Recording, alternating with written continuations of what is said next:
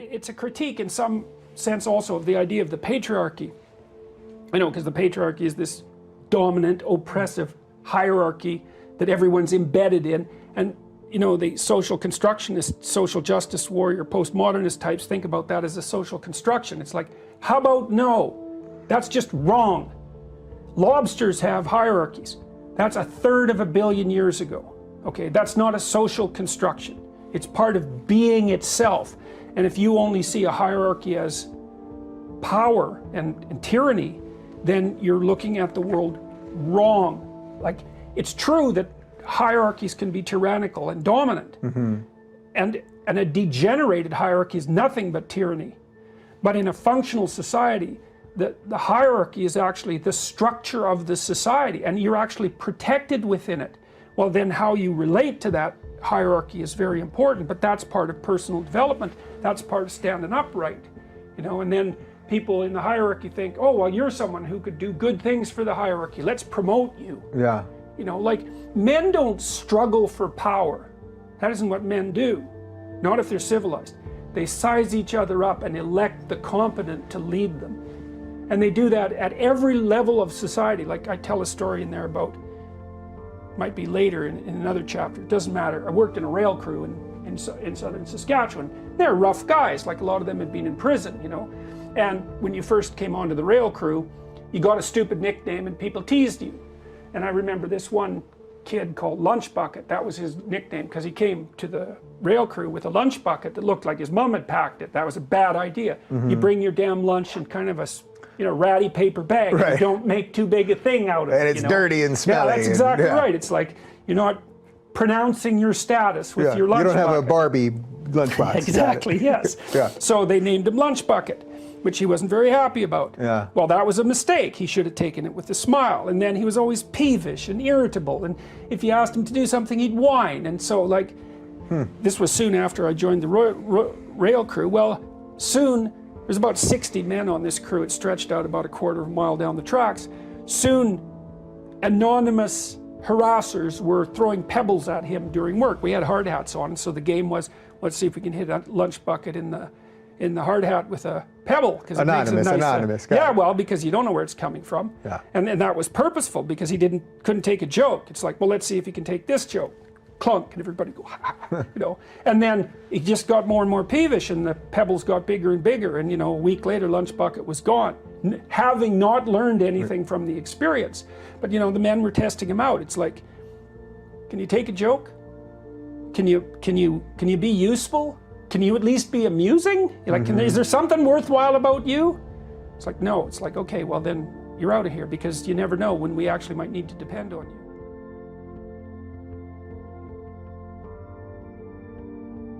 The nicknames that are in the SEAL teams, like, I can't with good conscience repeat them. I'm sure that's because true. they're just horrible names. But there's a camaraderie around that, and there's also as I was reading what you had written about these guys working on a railway crew. There's a test. It's a test. It's a test to see where you're at, That's what right. you're made of. That's right. Can we rely on you? Can you tolerate a little bit of irritation? If the answer to that is no, it's like, well, maybe we don't want you around then, because some irritating things are likely to come down the pipe. Yeah, and it's not just to me it proves if you've got someone that can take it, right? It's not just that they can take some random joking insults. Like, they can take it. They can take it. Yeah, that's what you're testing for. It's like, can you take it?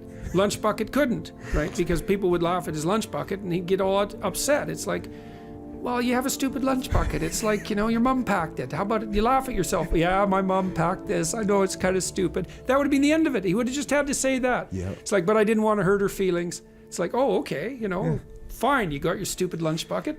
But no, he couldn't handle that. You know, so yeah, it was horrible and comical to watch at the same time, because the level of, and people have written me about that, and they said, oh, you know, poor lunch bucket. It's like, because they're all compassionate. I think, no, not poor lunch bucket. It's like, clue the hell in, buddy. You had your chance. You know, that was a desirable job, that rail crew job in the summer, because it was high paying, you know, and they weren't easy to come by, those jobs. And so the fact that he got hired onto that crew was a real opportunity for him. You could make a pile of money in the summer at working on the rail crew. And all you had to do was take some ribbing with good grace, not suck up to the management too badly, and not have other people do your job. That was all. That was all you had to do. But he couldn't do that, and so he got run off. And it was like, grow the hell up, buddy. You know, these guys, when 100 people are teasing you, then probably they're not wrong. Yeah, when you are getting teased like that as well, when you stop reacting, it's no longer fun. Yeah. You know? Yeah. Well, it also gives you an opportunity to tease back. It's like, because you can show your wit. And one of the things that working class guys in particular, which is one of the things I really loved about working class jobs, is they're always looking for some humor. So it's like, if person A is teasing person B, that's kind of comical. But if person B comes back with a good comeback, it's like, that's even better, you know? So I think that's a lot of how those jobs are rendered tolerable, right? They're hard, dirty jobs. Right. Dishwasher's a good example of that. It's not dangerous. Although cooking is you know, you gotta watch your step. I got burned a lot when I was cooking.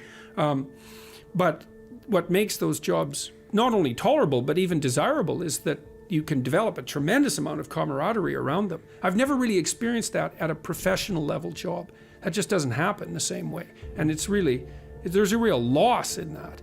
So it's fun to be part of a team that's doing, you know, grubby, hands-on things and having a ridiculously entertaining, vicious, cruel, and evil time while you're doing it. That's very entertaining. I had an experience with that about 3 years ago. I put my videos up online, and people kept saying that I sounded like Kermit. And I thought, well, one person said it, and I thought, well, whatever. But then like 5 people said it, and I thought, oh my God, like this Kermit thing. So then I went and listened to Kermit, and I thought, oh no. it's like really, I really sound like Kermit, you know. And so then I started to play with it a little bit, you know. I used the puppet, and when I went to speak to university students, and I made frog jokes, and then I made a couple of videos that sort of featured me as a frog, and I mean, it's crazy, right? It's ridiculous, but the teasing never got mean because of that, you know. Yeah. And the same things happened online to a larger degree as people keep making memes of me. Like, and there's lots of them. There's way too many to even keep track of. And I was watching that happen, and I thought, okay, this is a good thing because there's humor, and wherever there's humor, that's a good thing. And they're making fun of me, but it's gentle. You know, most of it was pokey, you know, like, well, you sound like this damn puppet. And what do you think of that? It's like, well, if I had to pick someone to sound like, it probably wouldn't be a puppet. But if it had to be a puppet, Kermit's not a bad one. It could be a lot worse. Like, it could be Miss Piggy. That could have been that, you know, so thank God that didn't happen.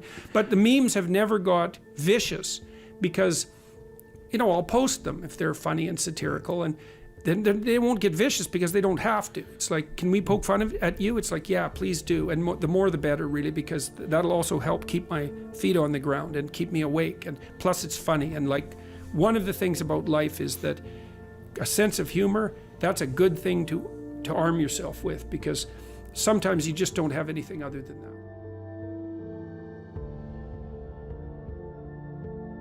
If you're going to face a threat, if you face it voluntarily, what happens is your body activates itself for exploration and mastery. But if you face it involuntarily, same size threat, then you revert to prey mode, and you're frozen, and that's way more stressful. It's way harder on your body, and so it's better to keep your eye open and watch for emergent threats, because you all know, you know, what you're not doing quite right and where your life is likely to unravel. You all have a sense of that, and the best thing to do is to not ignore that, to pay attention to it, to watch it, and to take corrective action early, and then, you know, you stay on top of things, and things, your little trip to the underworld might be a few minutes long instead of a catastrophe that produces post-traumatic stress disorder, knocks you out for 4 or 5 years, and maybe you never recover.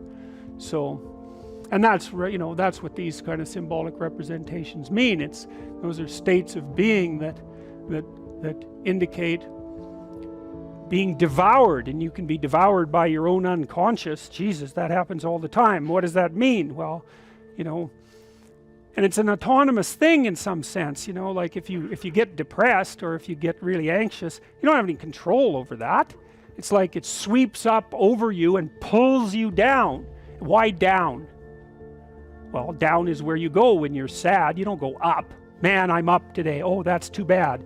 No, it's, man, I'm down today. And well, that's partly this, and it's partly because this is subordinate, and it's partly because down is closer to the ground and farther from the sky. Like, there's all sorts of reasons you're feeling down rather than up. Up is where you're aiming, right? You aim up, you don't aim down.